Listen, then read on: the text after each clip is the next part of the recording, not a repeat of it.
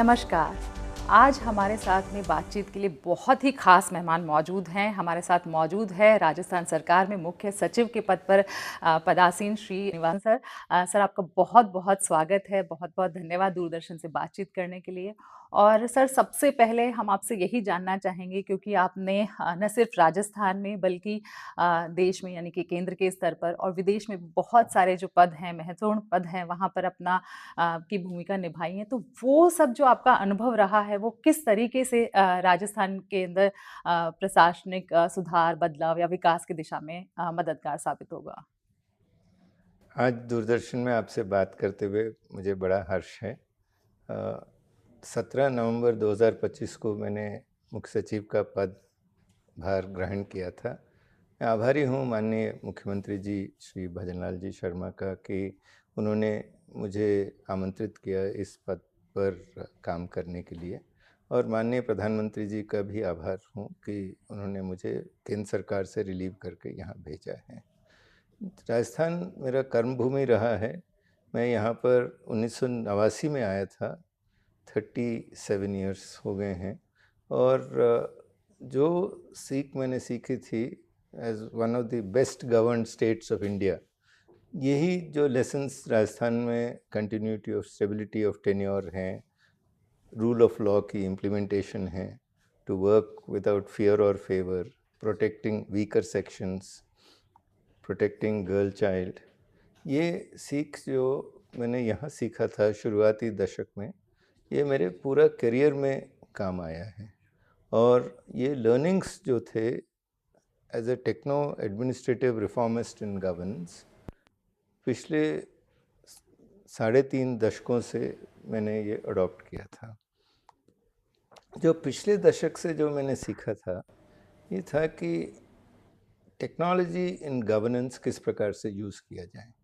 वर्ष 2014 के बाद माननीय प्रधानमंत्री जी के पद ग्रहण के बाद ये देखा गया कि सरकार का जो साइज स्केल ऑफ ऑपरेशंस बहुत बढ़ गया है।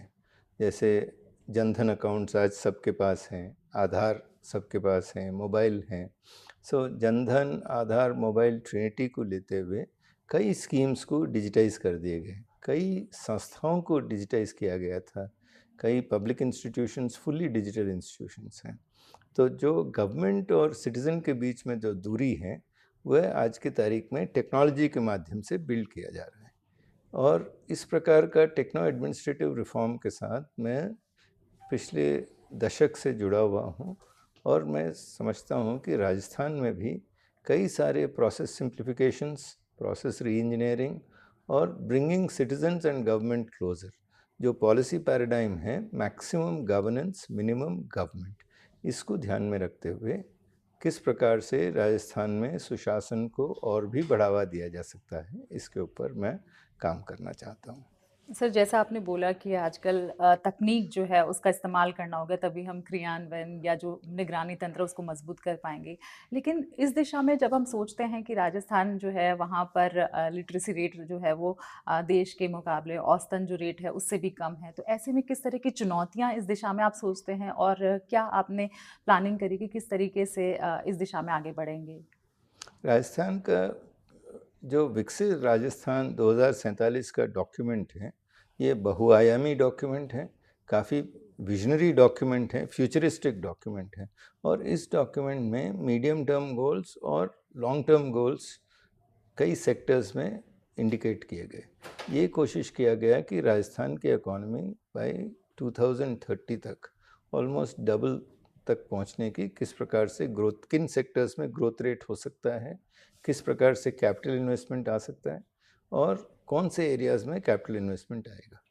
तो ये प्रयास रहेगा कि जो टारगेट्स आइडेंटिफाई किए गए हैं इस विकसित राजस्थान 2047 के मॉड्यूल के तहत, पब्लिकेशन के तहत, इनको क्रियान्वयन किया जाने के लिए की परफॉर्मेंस इंडिकेटर्स आइडेंटिफाई करें और इसको सेक्टरल ग्रुप ऑफ सेक्रेटरीज के माध्यम से एक रोड मैप फॉर इम्प्लीमेंटेशन और monitorable road map for implementation को क्रिएट किया जाए। जी सर।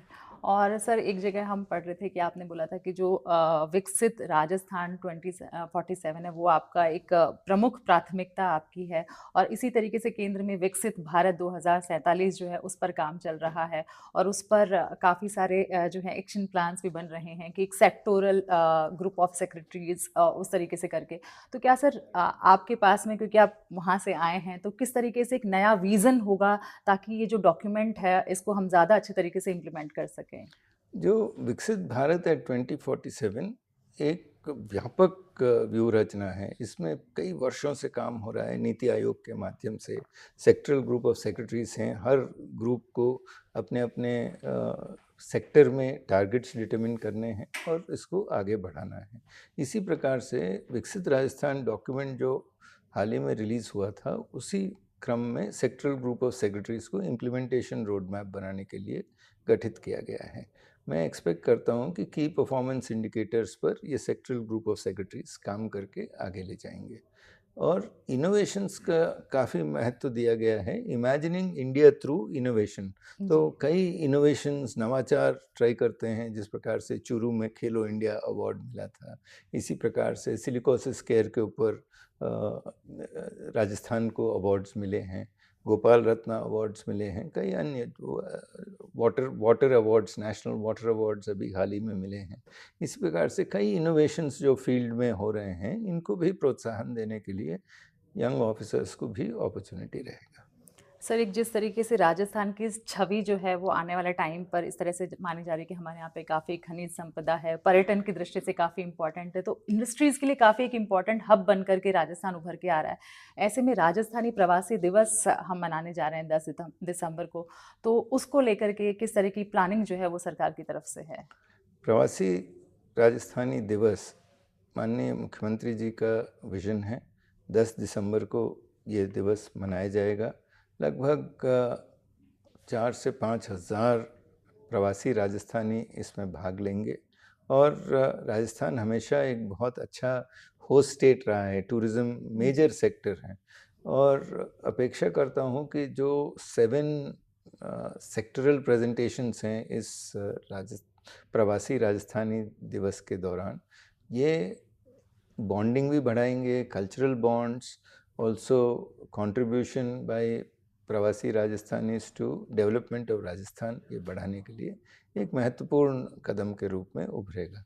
और इसको निरंतर हम लोग फॉलोअप करते रहेंगे। जो भी डिस्कशंस उस दिन कॉन्फ्रेंस में होंगे, उसको रैपटियर्स के माध्यम से मिनिटाइज किया जाएगा।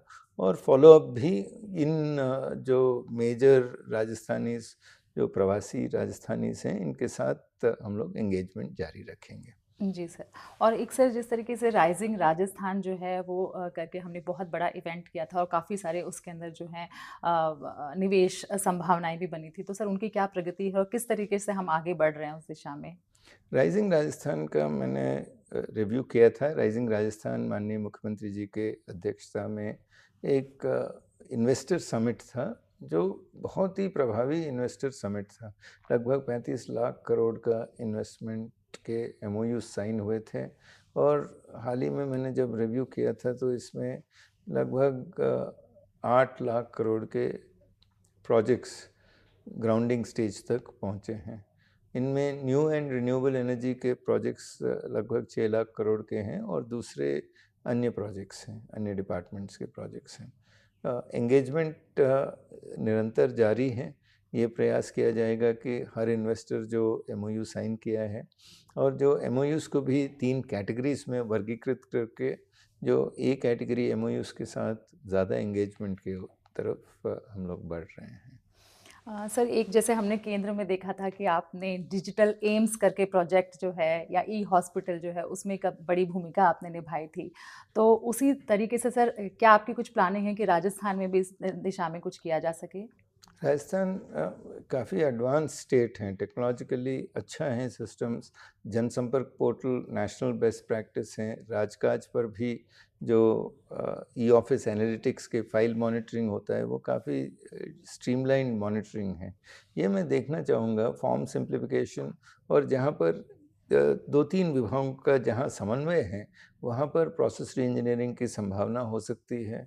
और कुछ टेक्नोलॉजी एडिशन इन जो जहाँ पर सिटीज़न लाइव्स को सिंप्लीफाई करने के लिए किस प्रकार का टेक्नोलॉजी काम में लिया जा सकता है, इस पर मैं कुछ स्टडी करने के बाद फिर आपसे दोबारा चर्चा करूँगा। जी सर। सर, एक हमारा पूरा देश जो है वो संविधान की 75 वर्षों की जो वर्षगांठ है उसको मनाने जा रहा है और हम सभी जानते हैं कि कार्यपालिका जो है वो संविधान के 3 महत्वपूर्ण स्तंभों में से आता है।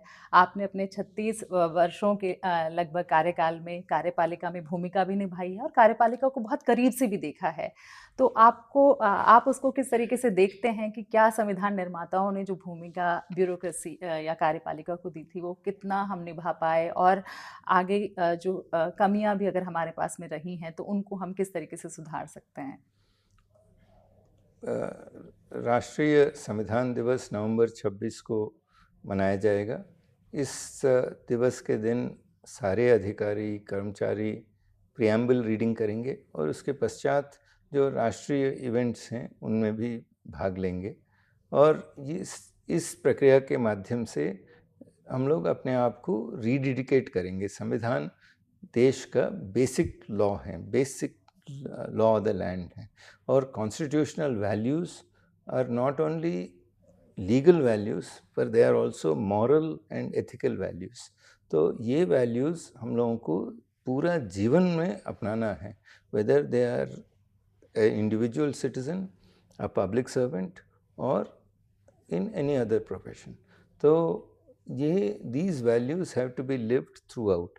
जो संविधान में जो रूल ऑफ लॉ के प्रति जो वैल्यूज़ आउटलाइन किए गए हैं, इनके प्रति हम सब जितने अधिकारी हैं, कर्मचारी हैं और मेरे साथीगण से भी सभी को आमंत्रित किया हूँ 26 नवंबर को कि हम लोग let us rededicate ourselves to the values enshrined in the constitution. तो सर, किस तरह की तैयारियां चल रही हैं यहाँ पर जो संविधान दिवस है इसको मनाने की राज्य में? प्रिएम्बल रीडिंग का सेशन हम लोगों ने रखा है जी और उस दिन सारे ऑफिशियल्स कॉन्फ्रेंस रूम में प्रिएम्बल पढ़ेंगे और उसके बाद जो नेशनल लेवल इवेंट हैं उसमें हम लोग भाग लेंगे। एक सर, चूँकि आप मुख्य सचिव हैं और जितने भी राजस्थान के जो प्रशासनिक अधिकारी हैं और अधिकारी ही नहीं, जो सिविल सर्विसेज की तैयारी करने वाले लोग हैं वो भी आपको एक आदर्श की तरह देखते हैं। तो ऐसे में आप क्या संदेश देना चाहेंगे कि एक प्रशासनिक अधिकारी है उसमें कौन-कौन से गुण होने चाहिए और उसको अपने जो जीवन है उसमें किस तरह के आदर्शों या मूल्यों का पालन करना चाहिए? हाँ, एक मैसेज ज़रूर देना चाहता हूँ कि there are no shortcuts to success and relentless commitment to excellence should be a trait. तो निरंतर आपको काम करते रहना चाहिए और निरंतर नेशन फर्स्ट और सिटीज़न फर्स्ट अप्रोच से काम करना है। तो जो भी यंगस्टर हैं जो सिविल सर्विस में करियर परस्यू करना चाहता है, उसमें पेट्रियटिज़म और commitment to serve the nation सबसे हाई रहना चाहिए, ताकि it is not an easy service, it is a service which demands continuous service of the citizen and in a life in public service can be extremely fulfilling। तो ज़रूर जो भी civil services में join करना चाहते हैं, they should find themselves and for a life of relentless commitment to excellence, dedication, determination and discipline। Thank you so much sir, Doordarshan से बातचीत करने के लिए। और जैसा कि सर ने बताया कि हमें पूरे समर्पण के साथ में और बिना किसी शॉर्टकट को अपनाए हुए जो हमारे कर्तव्य हैं उनको पूरा करना चाहिए और आगे जो है वो पूरी मेहनत के साथ में बढ़ना चाहिए। धन्यवाद। Thank you.